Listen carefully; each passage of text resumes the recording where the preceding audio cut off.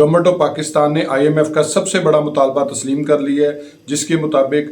सारी इकॉनमी को डॉक्यूमेंट किया जाएगा। जितनी भी कैश ट्रांजैक्शंस हैं उसके ऊपर जिस तरह गवर्नमेंट मुख्तलिफ स्टेप्स जो है वो दे रही थी पिछले कुछ सालों से, उसमें एक बहुत इंपॉर्टेंट स्टेप अब ये सामने आया है कि डिजिटल प्राइस बॉन्ड लॉन्च किए जा रहे हैं, पुराने प्राइस बॉन्ड जो है वो कैंसिल किए जा रहे हैं। अब इसमें कितना टैक्स देना पड़ेगा डिजिटल प्राइस बॉन्ड पे, कौन डिजिटल प्राइस बॉन्ड खरीद सकेगा, पुराने प्राइस बॉन्ड्स का क्या होगा। जिस तरह 40,000 रुपये का प्राइस बॉन्ड जो है वो पहले गवर्नमेंट ने ख़त्म किया था, इसी तरह डिजिटल प्राइस बॉन्ड की जो इनिशियली सबसे मैक्सिमम अमाउंट रखी गई है वो 10,000 रुपये है। यानी कोई भी शख्स 10,000 रुपये से ऊपर डिजिटल प्राइस बॉन्ड नहीं खरीद सकेगा। ये प्राइस बॉन्ड कहाँ से मिलेंगे, किस तरीके से ये सारा मैकेनिज्म जो है वो आगे चलेगा, ये सारी चीज़ें मैं आज आपको इस वीडियो में बताऊंगा। अपनी वीडियो शुरू करने से पहले मैं आपसे रिक्वेस्ट करूंगा, मेरे फेसबुक पेज को लाइक करें, यूट्यूब चैनल को सब्सक्राइब करें, ताकि लीगल टॉपिक्स पे इस तरह एडवाइस मैं आपसे शेयर करता रहूं। दूसरा मेरी आपसे रिक्वेस्ट है कि मेरी वीडियो को पूरा ज़रूर किया करें, लाइक कमेंट और शेयर किया करें, ताकि लीगल नॉलेज ज़्यादा से ज़्यादा जो है वो लोगों तक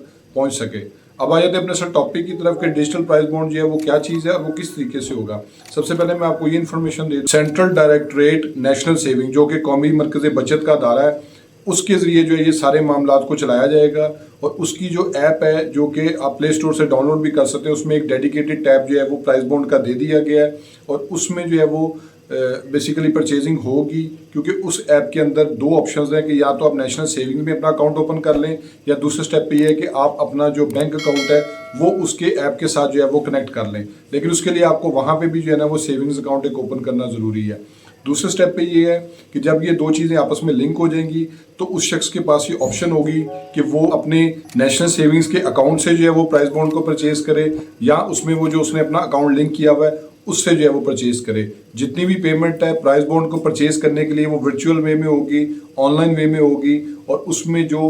अमाउंट है वो डायरेक्टली उस शख्स के अकाउंट से जो है वो डिडक्ट होगी। अब इसमें दो चीज़ें हो रहा है कि आया उसके ऊपर ज़कात होगी या नहीं होगी, और उसके ऊपर टैक्स होगा या नहीं होगा, अगर होगा तो कितना होगा। तो वो मैं आपको बता देता हूँ कि जो फाइलर शख्स होगा वो उस प्राइस बॉन्ड को ख़रीद सकेगा अपने सोर्स ऑफ इनकम के तहत। अब इसमें चूंकि वो एक एलिजिबल पर्सन की जो है वो बिल ऑलरेडी जो है वो कौमी असेंबली में पेंडिंग है अप्रूवल के लिए, और उसके बारे में जो है वो स्टैंडिंग कमेटी ने ये तफसीलात मांगी थी कि आपने ये जो एक शख्स के ऊपर लिमिटेशन लगाई है कि वो डिक्लेयर्ड एसेट्स का 130% से ज़्यादा परचेज नहीं कर सकता, कोई भी चीज़ कैसे कोई भी एसेट हो, मूवेबल इमूवेबल, गाड़ी हो, मकान हो, दुकान हो, कुछ भी हो, और दूसरी स्टेज के ऊपर आपने नॉन फाइलर की कैटेगरी ख़त्म कर दी है, तो हम इसको किस तरह से लेके चलेंगे। तो ये मैं आपको बता दूँ कि उसमें उन्होंने कहा जी कि आप इसका सिस्टम बनाएं, तो वो उसमें FBR ने सिस्टम ऑलमोस्ट तैयार कर लिया। 2 महीने का टाइम दिया गया था। FBR के जो कुछ नुमाइंदे हैं उन्होंने इस चीज़ की कंफर्मेशन दी है कि by the end of April जो है वो सिस्टम रेडी होगा और उसको जो है वो इम्प्लीमेंट कर दिया जाएगा, और नए बजट के ऊपर जो है ना ये सारी शराइत जो है ना वो लागू कर दी जाएंगी।